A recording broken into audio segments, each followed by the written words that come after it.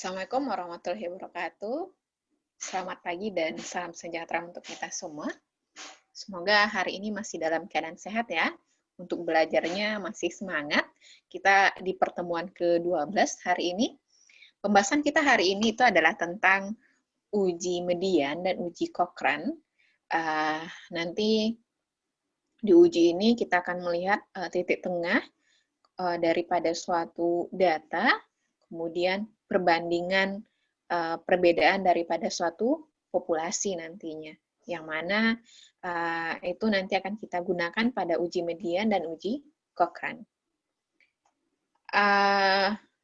Ini ketika kita akan memasuki pada uji median, kita pertama membahas tentang data tanda dulu, yang mana ini nanti akan kita pakai pada uji median untuk melihat uji statistik daripada uji median itu seperti apa.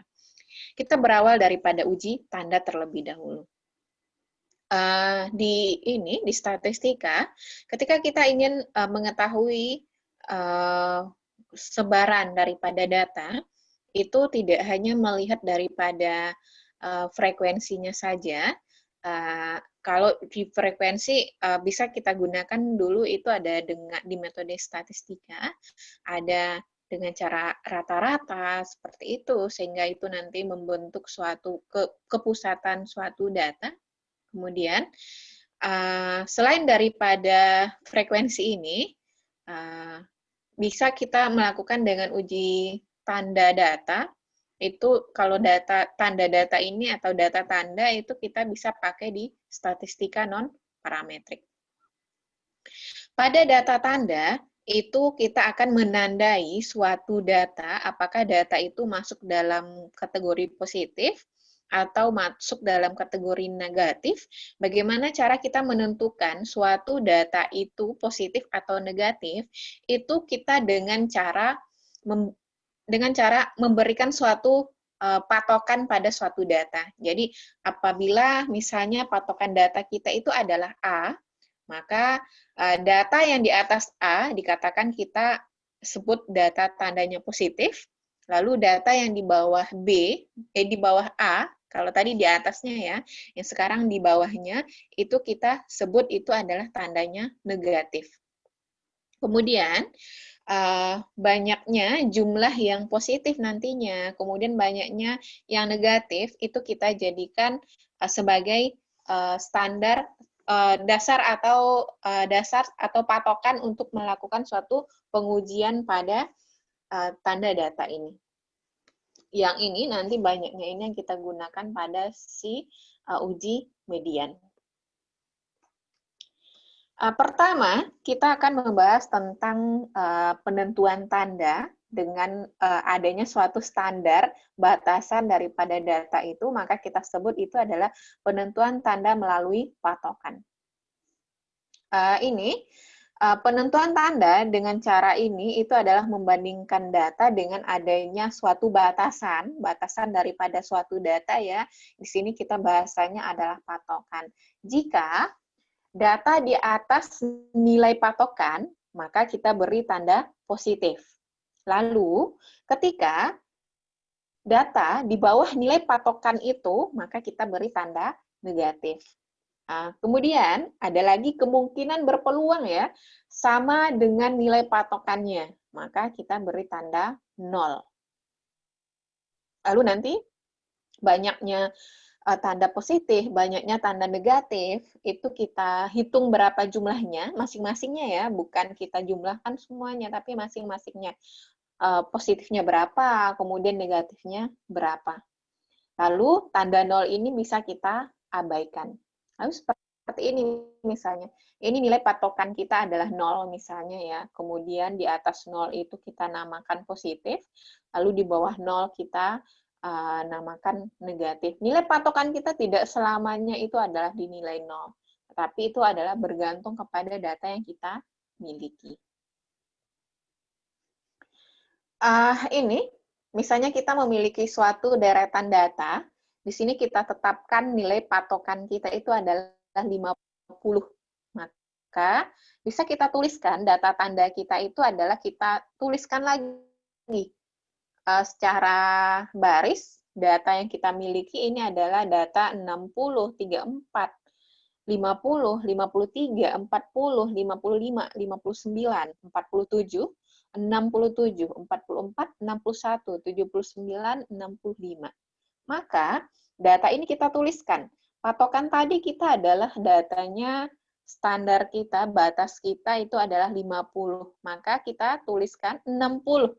Kita perhatikan 60, maka kita tuliskan karena 60 di atas 50, maka kita tuliskan dia adalah positif. Lalu data 34. 34 itu adalah di bawahnya 50, maka dia adalah negatif. 50 berarti dia sama ya, maka kita berikan tanda 0. 53 di atas 50 positif, 40 di bawahnya maka negatif, 55 di atasnya positif, 59 di atas 50 maka positif, 47 di bawah 50 maka negatif, 67 di atas 50 maka dia positif, 44 di bawah 50 maka dia negatif, 61 di bawah 50 di atas 50 maka dia positif, 79 di atas 50 maka positif, 65 itu di atas 50 maka dia kita tandai dengan positif. Lalu masing-masing daripada tanda ini kita jumlahkan masing-masingnya, maka di sini kita notasikan, oh ya data yang bertanda positif itu adalah X plus itu sebanyak 8. Dari mana 8 kita dapatkan? Kita hitung aja 1, 2, 3, 4, 5, 6, 7, 8. Lalu yang datanya bertanda negatif, maka bisa kita tuliskan, itu kita hitung terlebih dahulu, 1, 2, 3, 4. Maka ini adalah 4. Jumlahnya 4. Lalu data yang 0, data yang bertanda 0, berarti dia adalah sama dengan patokannya, maka dia adalah 1. Maka kita tuliskan adalah 1. Nah, ini untuk yang bagaimana cara menentukannya. Selanjutnya, kita pembahasan di sini adalah ke uji median, dan uji median ini dan uji Cochrane nantinya. Di uji median nanti kita akan membahas juga adalah di data tanda tadi yang kita lakukan sebagai uji statistiknya nanti. Ini bagaimana dasar daripada uji median ini dilakukan. Ini pertama adalah uji median itu dilakukan untuk menentukan apakah median kurang dari, sama dengan, atau lebih daripada MO. MO adalah notasi pada median. M0 ya. Lalu pengujian sama, hal ini juga sebenarnya bisa juga dilakukan pada rata-rata untuk menentukan apakah rata kurang dari, sama dengan, atau lebih dari yang kita notasikan dengan mu 0. Kemudian pengujian tentang rata kita biasanya lakukan pada statistika parametrik, namun bisa juga hal ini kita lakukan dengan cara non-parametrik. Kita sekarang kan belajar bahasanya adalah non-parametrik. Mudah-mudahan Anda masih ingat apa perbedaan parametrik sama non-parametrik. Itu dilihat daripada asumsinya. Parametrik butuh asumsi, non-parametrik itu tidak terlalu membutuhkan, bukan tidak terlalu ya, memang tidak membutuhkan asumsi di sini. Ini bentuk hipotesis yang kita lakukan pada uji median bisa kita bentuk ketika dia kurang dari, maka dia adalah M kecil M0. Ketika dia sama dengan, maka M sama dengan M0. Ketika dia besar, maka kita tuliskan dengan M besar M0. Lalu untuk uji rata, maka bisa kita tuliskan hipotesisnya kurang dari mu kecil mu 0 sama dengan, bisa tuliskan mu sama dengan mu 0. Kemudian untuk besar, maka bisa kita tuliskan adalah mu besar daripada mu 0. Lalu kita lakukan uji dasar pada median dan rata itu dengan menggunakan banyaknya tanda yang telah kita bahas sebelumnya. Ini kita melakukan pengujian hipotesis. Bagaimana cara pengujian hipotesis? Pertama adalah hipotesis kita tentukan dengan proporsi X plus, X positif, dan X negatif itu dengan notasi P positif. Pi berpangkat positif dan pi berpangkat negatif. Kemudian ini, jika M sama dengan M0, maka dia adalah sama tadi, atau mu sama dengan mu0, dengan M0 atau mu0 adalah sebagai patokannya, patokan kita ya, misalnya patokan kita tadi di contoh sebelumnya itu adalah 50 misalnya. Seharusnya banyaknya tanda positif, tanda negatif ini adalah berimbang, sehingga ini kalau sama ya, kalau sama. Sehingga pi positif itu sama dengan pi negatif itu sama dengan 0,5. Bentuk hipotesis lainnya bisa dituliskan adalah, karena dia di sini adalah median ya, median, titik tengah. H0 bisa kita tuliskan H0 untuk pi positif itu sama dengan 0,5. Untuk H1 pi positifnya besar 0,5, bisa juga adalah kecil dari 0,5 atau bisa juga dengan tidak sama dengan 0,5. Lalu H0 ketika yang dia negatif adalah pi negatif itu sama dengan 0,5. Lalu bisa kita tuliskan pi negatifnya besar 0,5, bisa kecil 0,5 atau tidak sama dengan 0,5. Kemudian ini jika dia tidak berimbang sampai batas tertentu, maka H0-nya ditolak. H0-nya ditolak menyatakan bahwasanya dia adalah berimbang. Nah ini, ya ini, maka dia adalah sama dengan 0,5. Ketika dia ditolak, berarti H0-nya yang ditolak ya. Berarti ini, H0 ditolak berarti yang sama dengan 0,5-nya yang ditolak, maka dia mengatakan dia tidak sama, maka dia tidak berimbang. Ini bisa kita tuliskan bagaimana bentuk penyebaran datanya, itu adalah misalnya kita tuliskan tadi ya, positif, positif, positif, negatif, negatif, maka ketika kita tuliskan modulonya, ketika dalam bentuk modulo, maaf bukan modulo, median, MO, M0, maka ketika dia adalah tanda negatifnya yang paling banyak, maka seharusnya M ini kecil dari M0 ya, karena M0 ini kan adalah patokan. Karena yang negatifnya banyak, maka dia adalah kecil. M kecil M0, maka kita tuliskan seperti ini. Maka karena M-nya kecil M0, maka ini bisa kita tuliskan bahwasanya bagaimana penulisan hipotesisnya, maka pi positif kecil 0,5, kecil 0,5, lalu pi negatifnya besar 0,5. Nah ini, pi negatifnya besar 0,5, karena yang negatifnya lebih banyak. Lalu, ini ketika tandanya yang banyak itu adalah yang positif. Yang positif. Maka bisa kita tuliskan bahwasanya M besar daripada nilai patokan. Maka bisa kita tulis ini yang negatifnya, tanda negatif kecil 0,5, kemudian yang pi positifnya itu adalah besar 0,5. Ini kita lakukan pengujian kriteria untuk si uji median. Pertama adalah bagaimana uji median ini kita lakukan. Ini menggunakan distribusi probabilitas pensampalan, itu adalah distribusi probabilitas binomial. Maka bisa kita lihat itu adalah tabel binomial. Kemudian jika N-nya cukup besar, maka distribusi probabilitas pensampalan dapat didekatkan ke distribusi probabilitas normal. Maka bisa kita pakaikan itu adalah tabel kenormalan. Lalu, kekeliruan baku pada distribusi probabilitas pensampalan dapat dilakukan dengan melalui beberapa cara.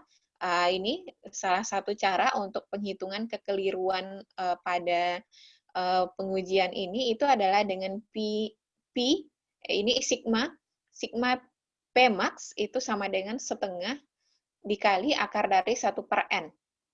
Lalu baru setelah itu kita lakukan uji hipotesis. Untuk ini kita lakukan dengan hipotesis pada contoh kita sebelumnya. Seandainya seperti ini, uji median kita, tadi patokan kita itu adalah 50. Maka bisa kita ambil di sini alfa kita misalnya adalah 0,05. Maka bisa kita tulis hipotesis kita, karena ini adalah kalau yang tadi yang paling banyak itu adalah tanda positif ya, tanda positif. Maka bisa kita tuliskan hipotesis kita, karena tadi tanda hipotesis ada 8, maka H0 kita itu P positif, itu adalah sama dengan 0,5, berimbang. Lalu negatif H1-nya itu adalah P positifnya besar 0,5, karena apa? Data kita tadi X plus-nya adalah 8, maka dia besar daripada patokan. Sampel kita X plus-nya 8, maka probabilitas plus-nya itu adalah 8 per 12, karena data kita sebanyak 12, itu adalah 0,67. Lalu, distribusi probabilitas pensampelan kita itu didekatkan kepada distribusi normal, kemudian kita hitung kekeliruan baku kita yang kita ambil dengan persamaan yang tadi itu adalah sigma P max sama dengan 0,5 dikali akar dari 1 per N. Jadi 0,5 dikali akar 1 per 12 itu adalah 0,144. Ini adalah nilai baku untuk kekeliruan pada perhitungan ini. Statistik uji kita pakai itu adalah Z sama dengan probabilitas positif X dikurangi batasan tadi Px positifnya berapa per sigma dari P max sama dengan 0,67 dikurangi 0,5 per 0,144. Ini nilainya adalah 1,181. Lalu ini uji statistiknya. Lalu kriteria kita apa? Ini tadi adalah taraf signifikansi kita adalah alfa 0,05. Maka pengujian kita nilai kritis kita itu berarti kalau 0,05 adalah Z-nya 0,95. Maka kalau kita lihat tabel Z 0,95 itu adalah 1,645. Dan ini besar daripada Z hitungnya. Karena Z hitungnya lebih kecil dibandingkan dengan Z tabel, maka dia adalah ini perhitungannya ketika si ini besar, maka dia adalah tolak H0. Jadi tolak H0 ketika Z hitung besar daripada Z tabel. Kemudian kita lihat daripada data yang kita miliki bahwasanya 1,181 itu kecil daripada 1,65. Maka posisi yang kita peroleh itu adalah kita menerima H0. Terima H0 karena dia adalah kecil, hitungan kita yang ini itu kecil dibandingkan dengan 1,645. Sehingga keputusan kita ambil itu adalah pada taraf signifikansi 0,05 kita terima H0. Artinya adalah data kita itu adalah berimbang. Karena P positif sama dengan 0,5, artinya adalah dia berimbang. Jadi median kita itu adalah di tengah-tengah data kita, itu tidak mepet ke satu arah atau ke arah yang lainnya. Yang kedua, kita lakukan adalah uji perbedaan pada uji Cochrane. Ini bagaimana dasar kita melakukan uji Cochrane ini itu adalah pertama, itu dilakukan pada sejumlah kelompok data. Yang mana sejumlah data itu memiliki beberapa ukuran sampel. Ukuran sampel ya, kemudian yang kita lakukan di sini itu adalah pengujian kelompok itu. Pengujian kelompok data yang kita miliki. Pada melakukan uji Cochrane ini, kita dapat membagi data atas dikotomi 0 dan 1, ini kita anggap adalah sebagai tanda ya, sebagai tanda daripada data yang kita miliki. Lalu ada beberapa notasi yang digunakan di sini itu adalah K, itu banyaknya kelompok, N, ukuran sampel di tiap kelompok, GI, jumlah pada kelompok, LG itu adalah jumlah pada sampel. Yang mana nanti akan kita bagi data kita itu atas 0 dan 1. Lalu, selanjutnya, kita lakukan uji Cochrane. Uji Cochrane, Q, itu sama dengan K dikurangi 1 dikali K dikali sigma GI dikuadratkan dikurangi sigma GI dikuadratkan per K dikali sigma LG dikurangi sigma LG dikuadratkan. Lalu, bagaimana pendistribusian probabilitas ini? Ini kita nanti bandingkan uji Cochrane ini, uji Q ini dengan uji Q kuadrat dengan derajat bebasnya adalah V itu sama dengan K kurangi 1. Ini derajat bebas yang kita gunakan pada uji chi-square ini. Lalu, selanjutnya yang kita lakukan adalah uji hipotesis Cochrane-nya.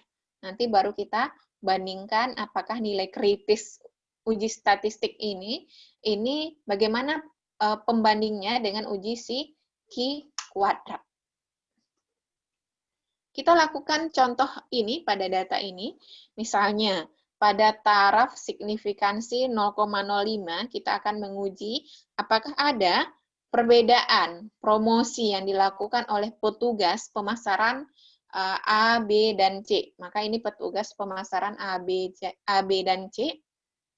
Jika pada sampel ini kita sudah mendikotomikan data, 0 itu adalah untuk yang gagal, 1 itu adalah yang berhasil.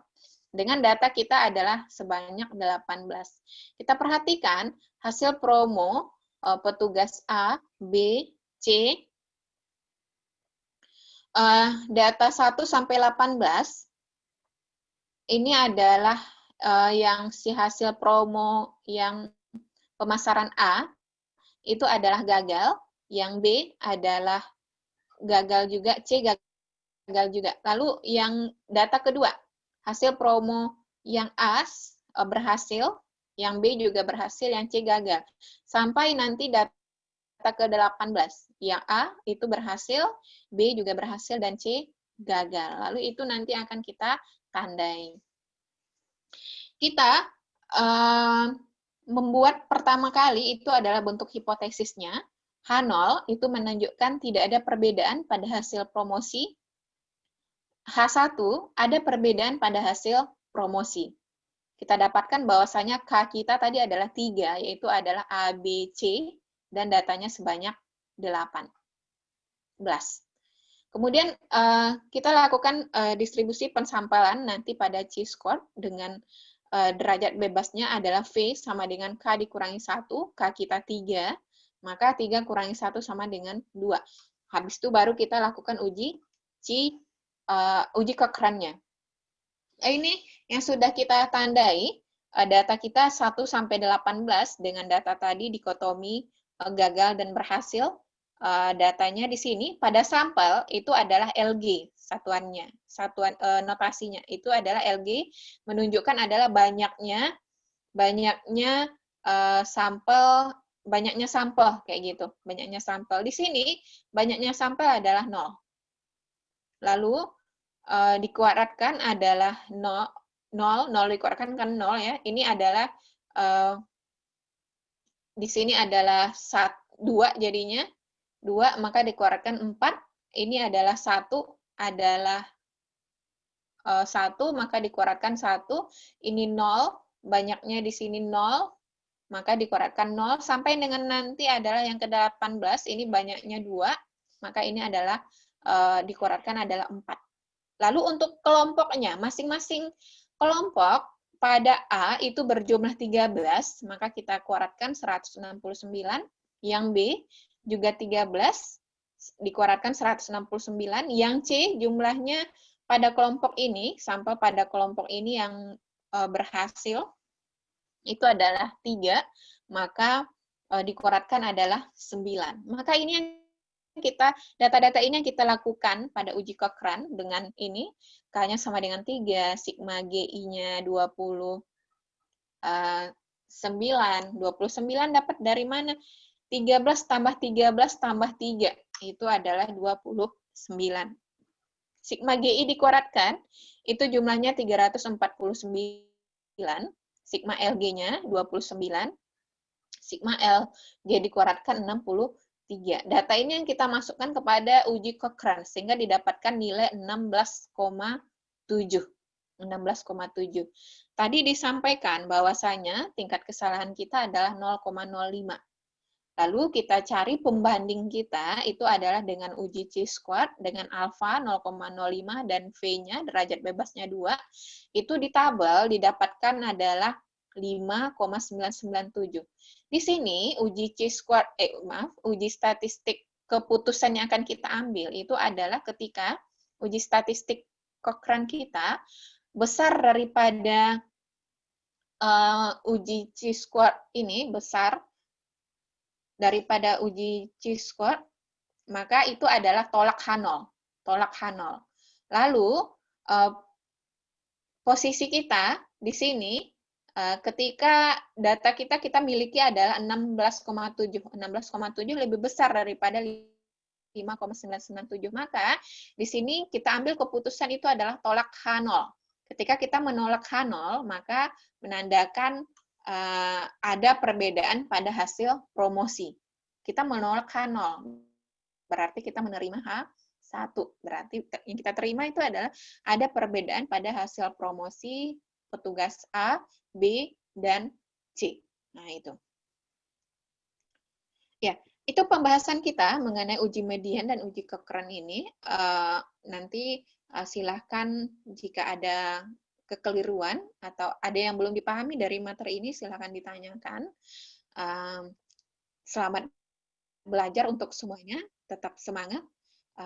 Kita akhiri pertemuan untuk slide kita ini, pembahasannya. Selamat pagi, salam sejahtera untuk kita semua, dan Assalamualaikum warahmatullahi wabarakatuh.